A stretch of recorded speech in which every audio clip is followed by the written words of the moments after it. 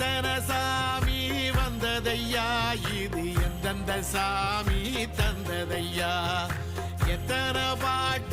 சொன்னதையா, அத சுத்துற பூமி கண்டதையா, அடிச்சு வீசும் காத்துலையும் அந்த தகப்பனாச சுத்துதையா, பிடிச்சு பூக்கும் வேதையிலும் ஒரு வம்சத்து கதையே உள்ளதையா,